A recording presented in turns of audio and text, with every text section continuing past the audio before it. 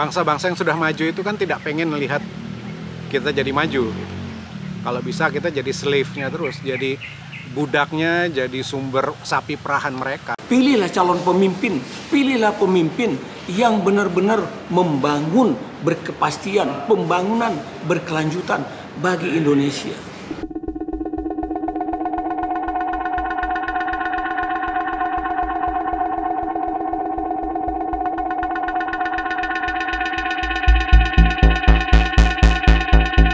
Apakah pidato Pak Jokowi karena menyentil masalah ekspor nikel kita yang tentu negara-negara Eropa atau Jepang dan negara lain di dunia itu menginginkan supaya Indonesia tetap mengekspor dalam bentuk mentah gitu, bukan setengah jadi atau barang jadi? Iya, dalam rangka memberikan satu determinasi ya, bahwa ada latar belakang kecintaan, keutamaan, kepentingan nasional Indonesia yang harus di depan dari kepentingan lainnya dalam berkomunikasi secara global dan universal, yaitu kesetaraan. Tidak ada lagi pemaksaan. Bangsa-bangsa yang sudah maju itu kan tidak pengen melihat kita jadi maju. Kalau bisa kita jadi slave-nya terus, jadi budaknya, jadi sumber sapi perahan mereka. Mereka akan melakukan segala cara, dan itu biasa saja dalam persaingan internasional, memang begitu. Jadi harus kita yang bisa mempertahankan diri kita gitu. Kita nggak boleh bilang, kamu jangan jahat sama saya, nggak bisa. Justru harus kita yang mempertahankan diri kita, sehingga apabila mereka melakukan hal-hal yang tidak baik, kita sudah bisa mengantisipasi gitu. Contohnya, konkretnya, bukan hanya nikel, tapi juga ada boksit, ada juga emas, ada juga hasil-hasil tambang lainnya yang bersumber dari kekayaan alam kita Indonesia, yang mesti kita olah dulu menjadi barang setengah jadi atau bahkan barang jadi, baru diekspor keluar. Pengalaman buruk bangsa Indonesia adalah sudah begitu banyak yang diekspor dalam bentuk barang-barang mentah, digaruk, dikeruk, kemudian dikirim. Indonesia hanya dapat sangat kecil. Sehingga apa yang terjadi? Lahan kita menjadi kurus tandus, yang tersisa ada lubang-lubang yang meninggalkan kesulitan, mungkin meninggalkan wabah, tapi tidak memakmurkan. Jokowi tidak lagi mau itu terjadi. Oleh karena itu, barang-barang yang digali dari bumi Indonesia, yang dikeruk dari bumi Indonesia, mesti diolah dulu di Indonesia, setidak-tidaknya menjadi barang setengah jadi. Kemudian menjadi barang yang sudah jadi, baru diekspor. Kenapa begitu? Karena memiliki utilisasi dan value yang sangat tinggi. Value-nya itulah yang memberi nilai tambah kepada bangsa kita dari sisi pendapatan negara, pajak maupun non-pajak. Sudah sebegitu jauh lompatan pikiran dari Pak Jokowi.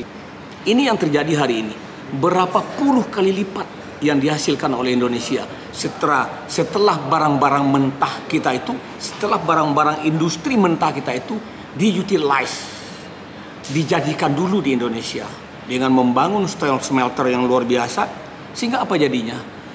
Kelompok-kelompok industri, kelompok-kelompok penanam modal yang ada di negara lain justru datang ke Indonesia untuk berinvestasi, membangun industri hilirnya dari barang-barang yang sudah disiapkan setengah jadi di Indonesia, seperti industri otomotif dan industri-industri lainnya. Dengan demikian, kita sudah mendapatkan satu langkah dan manfaat hari ini. Apa itu?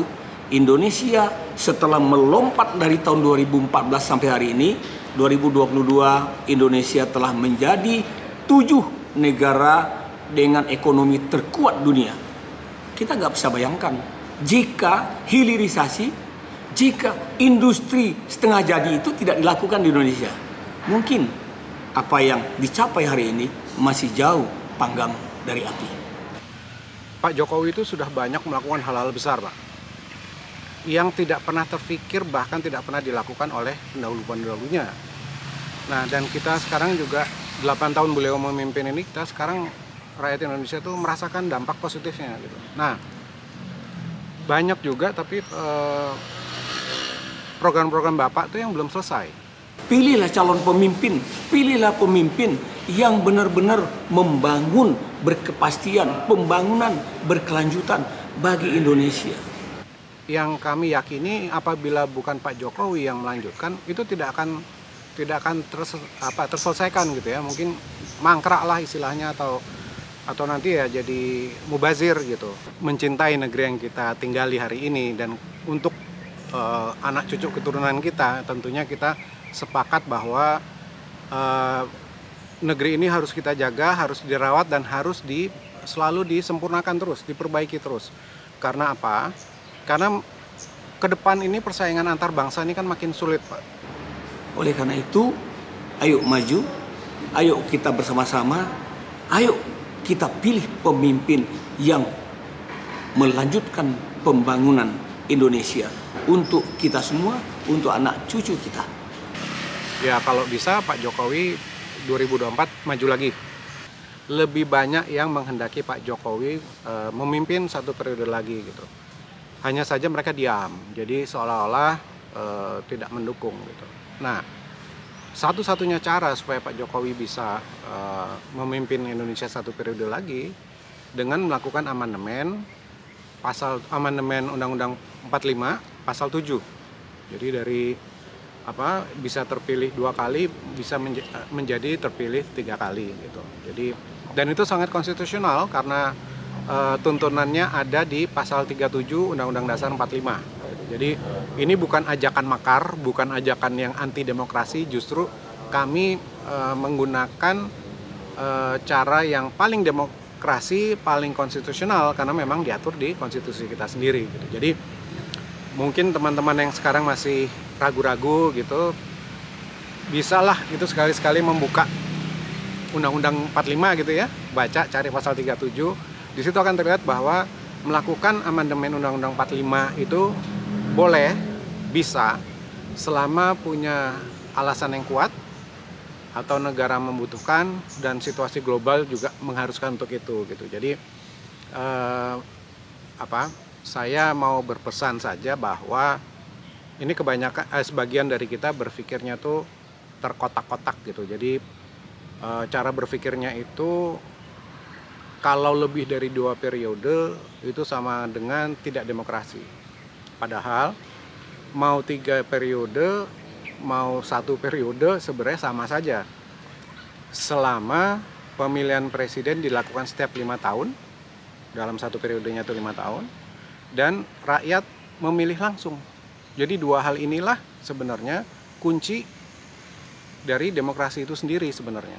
Jadi kalau kita dapat pemimpin yang bagus seperti Pak Jokowi hari ini dan terasa sekali membawa kebaikan untuk bangsa negara, kita pilih lagi. Masih bagus pekerjaannya, kita pilih lagi.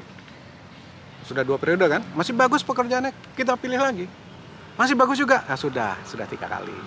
Dengan harapan 15 tahun itu bisa memperbaiki banyak hal gitu.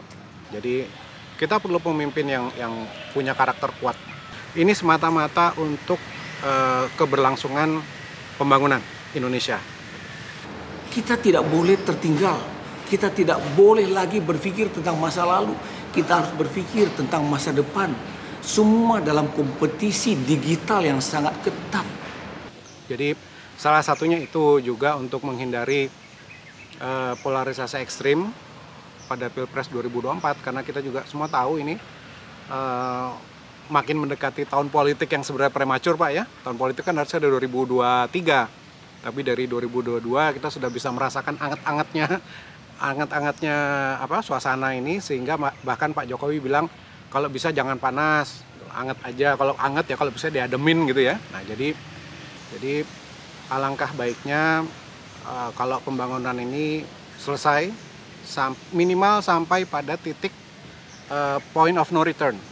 Titik bahwa program ini tidak bisa lagi dihentikan, mau tidak mau harus diteruskan oleh presiden pengganti nanti di 2029 gitu.